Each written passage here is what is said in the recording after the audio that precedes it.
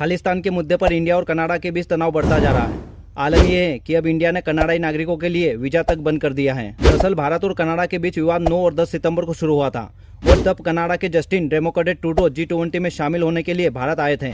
इस दौरान ट्रूडो की मुलाकात भारत के प्रधानमंत्री से होती है और प्राइम मिनिस्टर मोदी ने ट्रूडो के सामने उनके देश में बढ़ रही खालिस्तानी गतिविधियों का मामला उठाया था और सेपरेटिस्ट एक्टिविटीज रोकने के लिए जरूरी कदम उठाने को कहा। इसके अलावा G20 के बाद ट्रूडो 2 दिन तक भारत में ही रुकते हैं क्योंकि उनके विमान में तकनीकी खराबी हो गई थी, लेकिन जब वो अपने देश लौटते हैं तो उनकी आलोचना होती है। इसके बाद ट्रूडो ने भारत पर घरेलू राजनीति में दखल देने का आरोप लगाया और निज्जर की हत्या का मुद्दा भी उठाया और कहा कि निज्जर की हत्या भारत ने की है, जिसके बाद से दोनों देशों के बीच विवाद बढ़ता जा रहा है। लेकिन इसे समझने के लिए हमें लगभग 93 साल पहले 1929 में जाना होगा, जब खालिस्तान आंदोलन की शुरुआत होती है। इस दौरान 1929 में कांग्रेस के लाहौर सेशन में मोतीलाल नेहरू ने पूर्ण स्वराज का प्रस्ताव रखा और इस दौरान 3 तरह के समूह ने इसका विरोध किया। इसमें से एक गुट मास्टर तारा सिंह की अगुवाई में शिरोमणि अकाली दल का था और सिखों के लिए अलग राज्य की मांग रखी, लेकिन 1947 में यह मांग आंदोलन में बदल जाती है और नाम दिया गया पंजाबी सूबा आंदोलन। लेकिन भारत स्वतंत्र होने के बाद पंजाब को 2 हिस्सों में बांट देता है, लेकिन शिरोमणि अकाली दल भाषाई आधार पर अलग राज्य की मांग की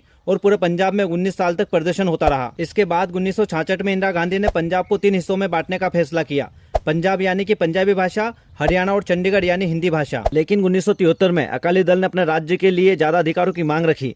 इसके बाद 1979 में जगजीत सिंह चौहान ने भारत से लंदन जाकर खालिस्तान का प्रस्ताव रखा था और एक नक्शा भी पेश किया, जिसके बाद 1980 में इंडियन गवर्नमेंट ने चौहान को भगोड़ा घोषित कर दिया। इसके बाद आनंद साहिब रिजोल्यूशन का ही कट्टर समर्थक भिंडरावाले ने 1982 में शिरोमणि अकाली दल से हाथ मिला लिया और असहयोग आंदोलन शुरू कर दिया। इसके बाद इंदिरा गांधी गवर्नमेंट ने स्वर्ण मंदिर को भिंडरावाले और हथियारबंद समर्थकों से खाली करवाने के लिए सेना का ऑपरेशन चलाया जाता है और इसे ब्लू स्टार नाम दिया गया। इस ऑपरेशन में सेना के करीब 83 जवान शहीद होते हैं और लगभग 249 जवान घायल हो जाते हैं और हमले में 493 आतंकवादी और नागरिक मारे जाते हैं। इसके 4 महीने बाद 31 अक्टूबर 1984 को प्राइम मिनिस्टर इंदिरा गांधी की उनके 2 सिख बॉडीगार्ड ने गोली मारकर हत्या कर दी।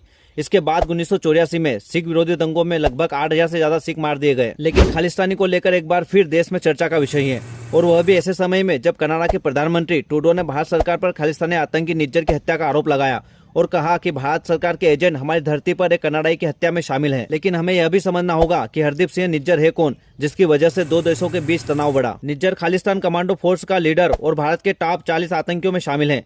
इसके अलावा NIA ने इसे 2022 में भगोड़ा घोषित किया था और जून 2023 को कनाडा में इसका मर्डर हो जाता है। इसके बाद 18 सितंबर को ट्रूडो ने संसद में खालिस्तान समर्थक निज्जर की हत्या में भारतीय अफसरों के शामिल होने की बात कही, लेकिन इसके अभी कोई पुख्ता सबूत नहीं मिले दोस्तों कि निज्जर के मर्डर के पीछे किसका हाथ है। इसके अलावा हमें यह भी सोचना होगा कि अगर इस प्रकार से भारत कनाडा विवाद बढ़ता गया तो इसका भारत खास करके पंजाब और कनाडा में रह रहे भारतीयों पर क्या असर होगा। अगर बात करते कनाडा की तो सरकार और वहां के आर्थिक विशेषज्ञ चिंता में है, क्योंकि इसका बड़ा कारण है कनाडा में रहने वाले 20 लाख भारतीयों का इकोनॉमी के हर सेक्टर में दबदबा है और लगभग 3 लाख करोड़ से अधिक का योगदान देते हैं। इसके अलावा अगर बात करते स्टूडेंट की तो वहाँ पर 2 लाख छात्र कनाडा जाते हैं और इनकी फीस के तौर पर लगभग 75,000 करोड़ का मुनाफा होता है।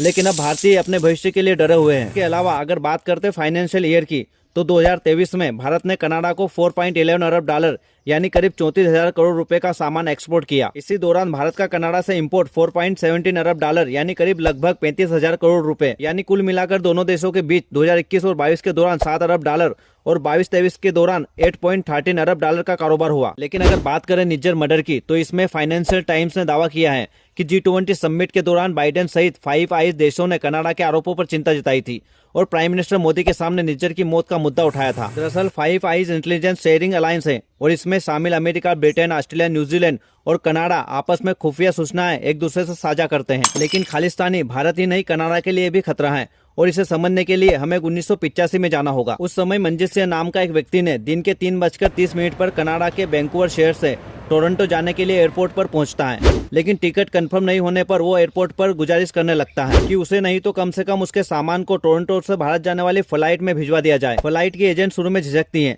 लेकिन लोगों की भीड़ होने की वजह से वह मंजीत सिंह की बात को एक्सेप्ट कर लेती हैं और वह आसानी से अपने मकसद में कामयाब हो जाता है और ये विमान टोरंटो से लंदन और भारत के लिए उड़ान भरता है और लगभग 307 यात्री और 22 क्रू मेंबर सवार थे।